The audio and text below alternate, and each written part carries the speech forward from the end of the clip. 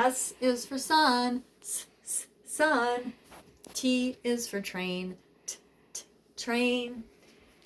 U is for umbrella, up, umbrella. V is for van, van.